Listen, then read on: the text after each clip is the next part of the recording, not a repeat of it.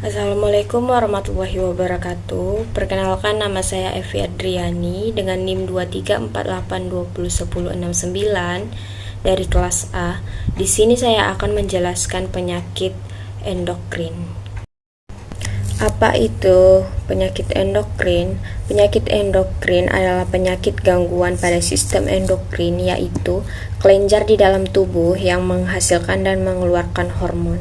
Gejala penyakit endokrin yang pertama adalah perubahan berat badan, seperti penurunan berat badan yang tidak disengaja, peningkatan berat badan yang tidak biasa. Yang kedua adalah perubahan suasana hati dan energi, seperti kelelahan, lesu, depresi, gelisah, cemas, dan hiperaktif.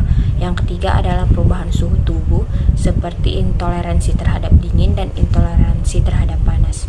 Yang keempat adalah perubahan pada kulit dan rambut, seperti kulit kering, rambut rontok, kulit lembab, dan rambut halus. Yang kelima adalah perubahan pada sistem reproduksi, seperti gangguan menstruasi dan disfungsi ereksi. Yang keenam adalah perubahan pada sistem pencernaan, seperti konstipasi dan diare. Yang ketujuh adalah perubahan pada sistem syaraf, seperti kesemutan, mati rasa, tremor, dan iritabilitas. Yang ke-8 adalah perubahan pada sistem kardiovaskular, seperti denyut jantung lambat dan denyut jantung cepat. Sebab penyakit endokrin, yang pertama adalah gangguan genetik, yang kedua autoimun, yang ketiga tumor, yang keempat defisiensi nutrisi, yang kelima obat-obatan, yang keenam infeksi, yang ketujuh trauma, yang ke-8 stres, dan yang ke-9 adalah usia. Sistem penyakit endokrin. Beberapa kelenjar endokrin utama, yaitu hipotalamus, terletak di dasar otak, menghasilkan hormon-hormon yang mengatur kelenjar hipofisis. Yang kedua adalah hipofisis, terletak di dasar otak, terdiri dari lobus anterior dan posterior, menghasilkan berbagai hormon penting. Yang ketiga adalah tiroid, terletak di leher, menghasilkan hormon tiroksin dan triodotironin yang mengatur metabolisme. Yang keempat adalah paratiroid, terletak di dekat tiroid, menghasilkan hormon paratiroid yang mengatur kadar kalsium. Yang kelima adalah adrenal, terletak di atas ginjal, terdiri dari konteks dan mendula, menghasilkan hormon kortisol, aldosteron, dan adrenalin. Yang keenam adalah pankreas, terletak di abdomen, menghasilkan insulin dan glukagon yang mengatur kadar gula darah. Yang ketujuh adalah gonad, ovarium pada wanita, dan testis pada pria, menghasilkan hormon seks.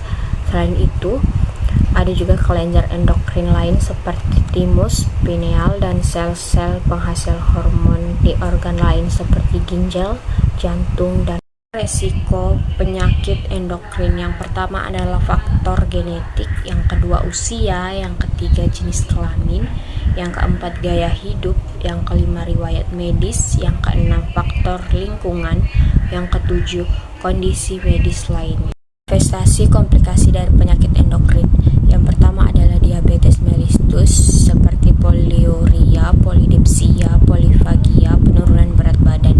Komplikasi akut seperti hipoglikemia, ketosidosis, diabetik, hiperosmolar. Komplikasi kronis, retinopati, nefropati, neuropati, penyakit kardiovaskuler.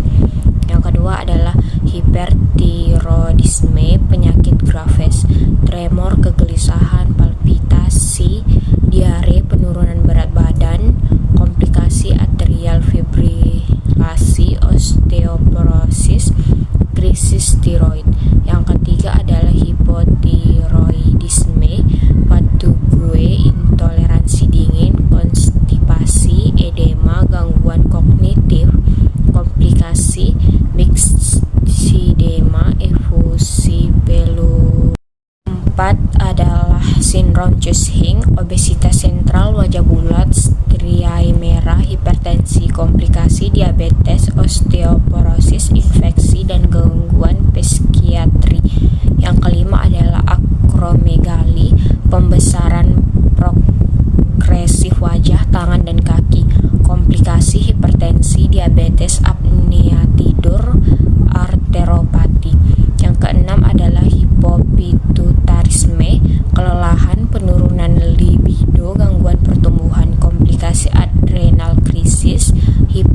hipotiroidisme, hipogonadisme.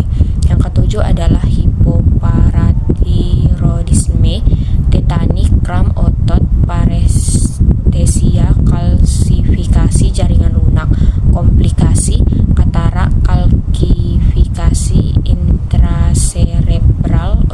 Yang pertama adalah diabetes insipidus. Penyakit yang jarang terjadi ini disebabkan oleh kegagalan hipotalamus memproduksi hormon antidiuretik dalam jumlah yang mencukupi atau kegagalan tubulus ginjal membersihkan respon terhadap ADH.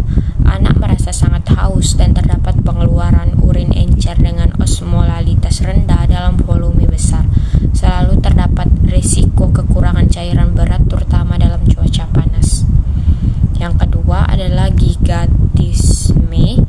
Gigantisme adalah gangguan pertumbuhan yang menyebabkan anak-anak tumbuh sangat tinggi dan besar sehingga terlihat seperti raksasa. Kondisi ini disebabkan oleh produksi hormon pertumbuhan yang berlebih. Yang ketiga adalah akromegali. Akromegali adalah suatu kondisi langka di mana tubuh memproduksi terlalu banyak hormon pertumbuhan sehingga jaringan tubuh dan tulang bertumbuh lebih cepat. Akromegali biasanya terdiagnosis pada orang dewasa berusia 30-50 tahun. Namun, kondisi ini dapat terjadi pada usia berapapun. Ketika hal ini terjadi sebelum akhirnya masa pubertas, maka akan disebut dengan gigantisme. Akromegali terjadi karena kelenjar pituitari atau kelenjar berukuran sebesar kacang dan terletak di bagian dasar otak memproduksi terlalu banyak hormon pertumbuhan. Pengujian diagnostik penyakit endokrin seperti yang pertama adalah tes darah, pengukuran kadar hormon dalam darah seperti hormon tiroid, insulin, kortisol dapat mendeteksi kelebihan atau kekurangan produksi hormon. Yang kedua adalah tes stimulasi atau penekanan, mengevaluasi respon kelenjar endokrin terhadap rangsangan atau penekanan hormon tertentu, contohnya tes toleransi glukosa, tes supresi dexamethasone. Yang ketiga adalah pencitraan diagnostik seperti CT scan, MRI untuk memeriksa struktur dan ukuran kelenjar endokrin, dapat mendeteksi tumor, pembekakan atau kelainan struktural. Yang keempat adalah biopsis, pengambilan sampel jaringan dari kelenjar endokrin untuk pemeriksaan histologis, berguna untuk mendiagnosis tumor atau penyakit autoimun. Kelima adalah tes genetik, analisis genetik untuk mendeteksi mutasi yang terkait dengan penyakit endokrin herediter.